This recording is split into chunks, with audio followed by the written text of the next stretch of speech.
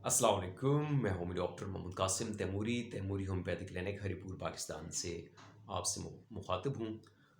गुज़िश्ता चंद रोज़ से मुझे मेरे व्हाट्सएप पे मुतअद्दिद सीमेन रिपोर्ट्स आई हैं, जिसमें जो कि वेरिकोसील हेल्थ डिसऑर्डर के साथ थी। उन वेरिकोसील की वजह से sperm count, sperm morphology, sperm mortality वगैरह जो थी वो अफेक्टेड थी। तो मैंने सोचा क्यों ना जो है आज वेरिकोसील के ऊपर मैं थोड़ी सी बात कर लूँ आम मरीज़ों की जानकारी के लिए, उनकी इन्फॉर्मेशन के लिए जो मेरे पास थोड़ी सी इन्फॉर्मेशन है आपसे पास आउट कर लूँ, शेयर कर लूँ आपसे। देखिए, टेस्टिस जो है अल्लाह पाक ने दो टेस्टिस हमारी बॉडी के अंदर बनाए हैं, जो जिस्म से बाहर एक पाउच के अंदर, एक थैली के अंदर होते हैं। ठीक है। फीमेल में ओवरीज होती हैं जो पेट के अंदर होती हैं, जबकि मेल्स में टेस्टिस होते हैं, दो टेस्टिस होते हैं जो कि एक थैली में स्क्रोटम के अंदर मौजूद होते हैं। बेसिकली हमारी बॉडी का जो टेम्परेचर है वो 37 डिग्री सेल्सियस होता है। ठीक है, जो कि 98.6 फ़ारेनहाइट बनता है। अब जो स्पर्म प्रोडक्शन होती है वो टेस्टिस के अंदर होती है। टेस्टिस जो होते हैं हमारे मेल सेक्स हार्मोन टेस्टोस्टेरोन और उसके साथ ही स्पर्म प्रोडक्शन दोनों का काम करते हैं। यानी टेस्टिस के अंदर स्पर्म भी बनते हैं और मेल सेक्स हार्मोन्स भी इसी के अंदर बनते हैं। टेस्टिस जो होते हैं इनको बॉडी से बाहर रखने का नेचर का, अल्लाह पाक का एक इसमें हिकमत यह है कि हमारी बॉडी का जो टेम्परेचर होता है वो 37 डिग्री सेल्सियस होता है, जबकि स्पर्म प्रोडक्शन के लिए जो टेम्परेचर, जो बेस्ट टेम्परेचर दरकार होता है वो 34 डिग्री सेल्सियस होता है, 34 सेंटीग्रेड। ठीक है, जो कि 93.2 फ़ारेनहाइट बनता है।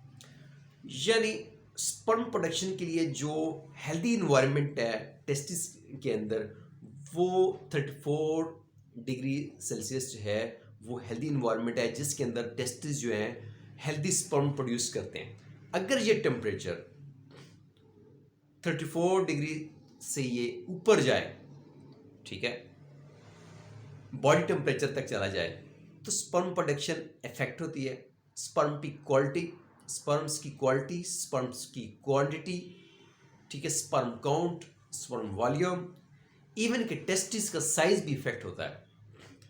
आपने हमारे पास केसेस आते हैं जी, लेफ्ट टेस्टिकल जो है अमूमी तौर पे जो बायां जो टेस्टिस होता है वो छोटा होता है, एक छोटा एक बड़ा। तो इसकी वजह यही होती है कि वेरिकोसील जवानी से शुरू से चली आ रही होती है। वेरिकोसील की वजह से वो रगों के जाल की वजह से ब्लड फ्लो जो होता है वो इफेक्ट होता है, जिससे टेस्टिस जो है श्रिंक होना शुरू हो जाते हैं। अब बात करते हैं वेरिकोसील के ऊपर कि वेरिकोसील है क्या। वेरिकोसील जो है टेस्टिस को जो खून की रगें आती हैं, खून सप्लाई करने वाली, खून की रगों के अंदर भी वॉल होते हैं। जैसे आपने देखा होगा टांगों में वेरिकोज वेन जो होती है वो रगें फूल जाती हैं, रगों के वॉल ख़राब हो जाते हैं, ब्लड फ्लो जो एक समत चलना होता है वो प्रॉपरली वॉल के ख़राब होने की वजह से नहीं चल पाता, जिसकी वजह वेन्स होती हैं डायलेट हो जाती हैं, फैलना शुरू हो जाती हैं। सेम ऐसा ही टेस्टिस के अंदर होता है। टेस्टिस के अंदर जो है एक रगों का गुच्छा सा बन जाता है, जिसकी वजह से नॉर्मल से ज़्यादा जो है ब्लड फ्लो अंदर होता है, क्योंकि वो रगें बन जाती हैं, गुच्छा बन जाता है और खून जो होता है वो अंदर जो सर्कल का होता है, जिसकी वजह से टेम्परेचर जो होता है टेस्टिस का बढ़ जाता है। जब टेस्टिस का टेम्परेचर बढ़ता है और for long term, for year, for month यही सिचुएशन रहती है, तो उससे स्पर्म्स काउंट, स्पर्म मोर्टेलिटी और स्पर्म मॉर्फोलॉजी, स्पर्म्स की शक्ल और सूरत, यानी स्पर्म की क्वालिटी और क्वांटिटी दोनों इफेक्ट होना शुरू हो जाती है।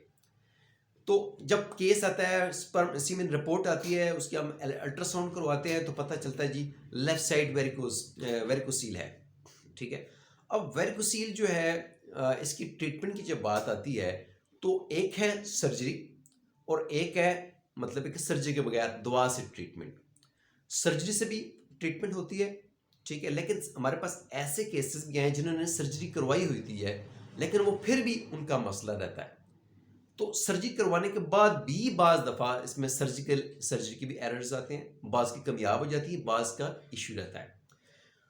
अगर अच्छा सर्जन, एक्सपीरियंस सर्जन आपको मिल जाता है और वो आपको मतलब है कि टाइमली उसको आप ऑपरेट करते हैं, वो भी अच्छी चीज़ है। बाज़ लोग इसको ऑपरेट नहीं करवाना चाहते हैं, वो दवा से ट्रीटमेंट लेना चाहते हैं, तो ये भी मुमकिन है। इसके लिए ज़ाहिर बात है आपका सालों पुराना मसला है, तो इसके लिए आपको प्रॉपर फॉलो अप करना पड़ेगा, तो आपका ये मसला ठीक हो सकता है। मामूली तौर पे लोग एक दफ़ा दवा लेते हैं, उसके बाद फिर वो स्किप कर जाते हैं, फॉलो अप नहीं करते हैं, जिसकी वजह से उनको प्रॉपर शिफा नहीं मिल पाती है। तो वेरिकोसील की होम्योपैथी में माशाल्लाह से बड़ी अच्छी मेडिसिन हैं, लेकिन वेरिकोसील में हम ऐसा कोई नुस्खा नहीं है, ऐसा कोई टोटका नहीं है कि एक ही दवा हम सबको दे दें। हर पेशेंट की इंडिविजुअलाइज्ड रेमेडी हम उसको रिकमेंड करते हैं, वो ही उसको हील कर सकती है, क्योंकि हर पेशेंट की काज डिफरेंट है, उसका एनवायरनमेंट डिफरेंट है, उसकी सिम्टम, उसकी स्टेट डिफरेंट है। तो हर मरीज़ की जो उसकी टोटलिटी बनेगी, उसकी हिस्ट्री बनेगी, उसकी अलामात, उसकी फैमिली हिस्ट्री बनेगी, तो उसके मुताबिक हम उसको दवा देंगे, तो उससे उसकी हीलिंग जो है वो हो सकती है। कुदरत ने, अल्लाह पाक ने कहा है कि हमने इंसान को जो है बड़ा एक्सन जो है बनाया है, तख्लीक किया है, तो हमारी बॉडी के अंदर भी एक डॉक्टर मौजूद होता है। हमारी बॉडी इटसेल्फ हील करने की हमारे अंदर इसकी हैलियत और काबिलियत होती है, लेकिन उसको भी जब वो वीक हो जाती है, हमारी क़ुव्वत मुदाफ़त वीक हो जाती है, हमारी वाइटल फोर्स वीक हो जाती है, तो फिर वो सिलसिला शिफा का स्लो हो जाता है। तो होम्योपैथिक मेडिसिन जो होती हैं उस चीज़ को ट्रिगर करती हैं, बूस्ट अप करती हैं, और जो आपके अंदर का डॉक्टर है, जो अल्लाह ने आपके अंदर एक शिफा का सिलसिला जो है वो बरकरार रखा हुआ है, उसको एम्पावर करती हैं और आपकी हीलिंग शुरू हो जाती है। इसके साथ हम लाइफस्टाइल मैनेजमेंट, डाइट और एहतियात, परहेज़, ये सब चीज़ें रिकमेंड करते हैं, तो अल्लाह के फजल से शिफा होती है। ठीक है जी। अगर आपका कोई सवाल है तो आप पूछ सकते हैं, और जो लोग जो है और मज़ीद आपका कोई कन्फ्यूजन है तो वो भी आप मुझसे पूछ सकते हैं। इतना मैं आपके लिए फिर आपसे रिपीट कर दूँ कि जो वेरिकोसील है आपकी क्वालिटी ऑफ स्पर्म्स और क्वांटिटी ऑफ स्पर्म्स दोनों को इफेक्ट करती है, इवन के टेस्टिकल को भी। ठीक है जी, इंशाल्लाह फिर आपसे बात होगी। थैंक यू, अल्लाह हाफिज़।